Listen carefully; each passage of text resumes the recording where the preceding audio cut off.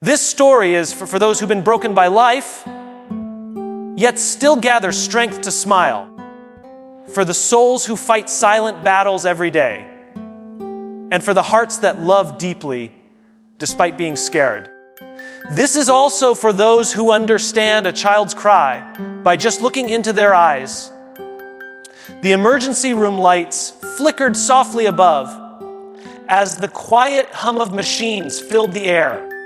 In a small private room tucked in the back of Mercy General Hospital, a man lay unconscious, his breathing slow but steady.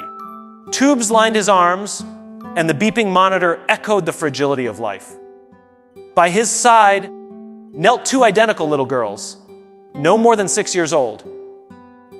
Their names were Lila and Sophie, twin sisters with chestnut hair, wide tear-filled eyes, and hearts far too heavy for their young age. Their father, Nathan Carter, had been their world. He wasn't just a dad. He was their storyteller, their protector, and the one who knew how to braid their hair in the exact same way every morning before school. But now, he was fighting for his life, and the world suddenly felt colder, quieter, and far more terrifying. The girls had been staying in the hospital waiting area for 2 days, eating snacks from vending machines, and sleeping curled up in their oversized coats. The doctors had been clear. Nathan needed a very rare and expensive surgery, one that insurance wouldn't cover in time. A few more days without it, and he'd slip away. The twins were too young to understand the medical jargon, but old enough to understand the fear in the nurse's eyes and the sorrow behind the doctor's voice. The girls, Aunt, who had taken temporary custody, was struggling financially herself. With no relatives left and no time to waste, the girls made a decision that no child should ever have to make. They would find help. Not just any help, they'd go to the richest man in the city. Michael Donovan was a name people whispered about. A real estate tycoon, media mogul, and the CEO of a billion-dollar empire. He was always seen in sharp suits and escorted by guards. He lived in a towering glass mansion at the edge of the city, a place where poor people were never allowed past the gates. But none of that mattered to Lila and Sophie. All they cared about was saving their daddy. On a chilly morning, the girls brushed their hair, wore their cleanest dresses, and held hands as they made their way toward the Donovan Tower. They didn't have an appointment. They had no contacts. They had no plan. All they had was a handwritten letter and a picture of their dad holding them when they were babies. It was creased and faded, but it meant everything to them. They rode the subway in silence, clutching each other tight, attracting glances from strangers who didn't know what to say. At the gates of the glass mansion, the guards immediately tried to stop them. But Lila stepped forward bravely, raised her tiny voice and said, "We need to see Mr. Donovan. Please, it's about our dad." The guard, visibly confused, radioed upstairs. Michael Donovan was in the middle of a meeting, surrounded by executives and digital screens. But something about the children's message caught his attention. Maybe it was curiosity, or maybe it was fate. But for the first time in years, he asked for strangers to be brought up without question. The elevator doors opened on the top floor, and the girls stepped into a room that looked like a palace. Floor to ceiling windows, marble floors, gold-plated handles. Michael, sitting behind a desk the size of a small boat, raised his brow as the twins approached. He was a man who'd built walls, literal and emotional. After losing his wife 10 years ago, he'd buried himself in business and never looked back. He didn't believe in charity. He didn't believe in miracles. But when he looked into the tear-glazed eyes of those twin girls, something inside him shifted, just a little. Lila reached into her pocket, pulled out the crumpled letter and photograph, and placed it on the desk. "Please, sir," she whispered, "we don't have anyone else. Our daddy is going to die if he doesn't get the surgery." The Sophie added,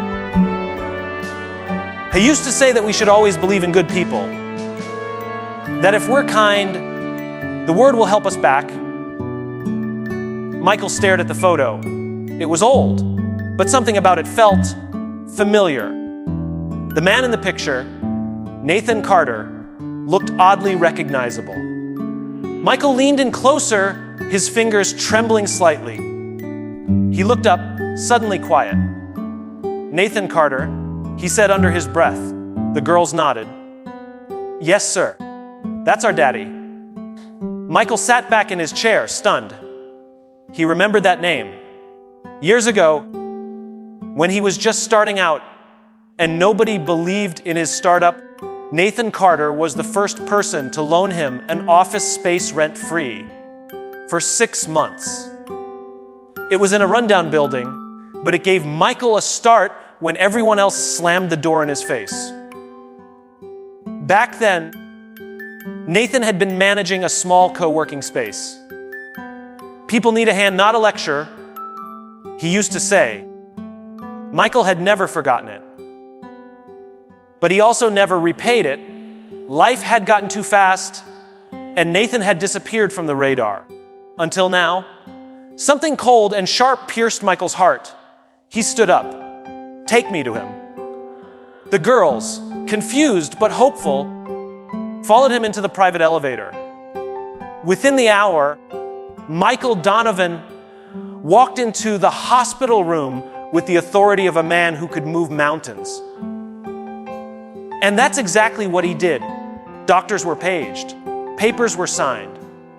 An entire surgical team was assembled within hours.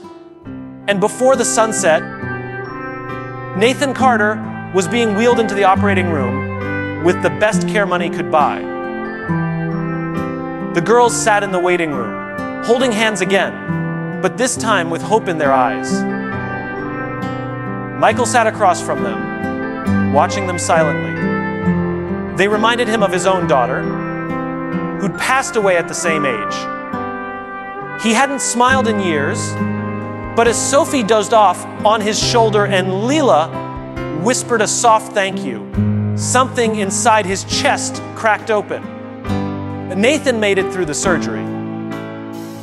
When he opened his eyes and saw his daughters, and then the man standing behind them, he didn't know what to say. Michael simply nodded. "You helped me when I had nothing. I'm just returning the kindness." Nathan's eyes welled up with tears. For the first time in years, Michael Donovan felt like he was home. Michael Donovan wasn't used to silence. His life had always been filled with conference calls, business deals, and the clatter of luxury. But that night, after Nathan Carter's surgery was declared a success, Michael sat quietly in the hospital corridor, his mind replaying every detail of the past few hours. The twin girls had fallen asleep on the hospital couch, curled into each other like two halves of the same soul. Nathan was stable, sedated, recovering. And Michael, he felt something he hadn't felt in years. Purpose. He glanced at the photo still in his hand. The same photo Lila and Sophie had brought him.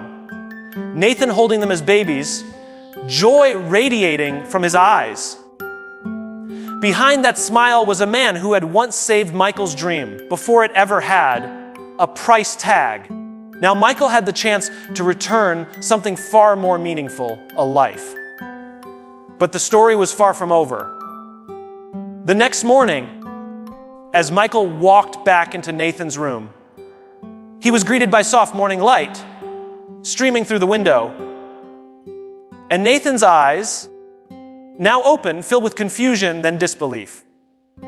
Yo, Nathan croaked, his voice hoarse. Michael smiled, not his usual corporate smirk, but something gentler. Yeah, me. And Nathan blinked, then glanced at his daughters, who stood near the bed, their small hands reaching for his. You saved me, Nathan whispered. Why? Michael paused for a long moment. Then he pulled a chair close. Because once, a long time ago, you saved me. You didn't know me. You had nothing to gain. But you gave me a space. You believed in me when no one else did. And I never said thank you. Nathan smiled weakly. I never expected anything back. I know, Michael replied. That's exactly why you deserved everything. Over the next few days, Michael visited the hospital daily. He brought food, new clothes for the girls, and even arranged for a tutor to help them stay on track with school. He stayed longer each day, watching cartoons with the girls, listening to Nathan's quiet wisdom, and feeling something shift deep inside his guarded heart. One evening, while walking the girls through the hospital garden, Sophie tugged at Michael's sleeve. Can we ask you something? Anything, he said. Do you have kids? Lila asked softly. Michael's face tightened slightly. He looked away for a moment, then knelt down to meet their eyes.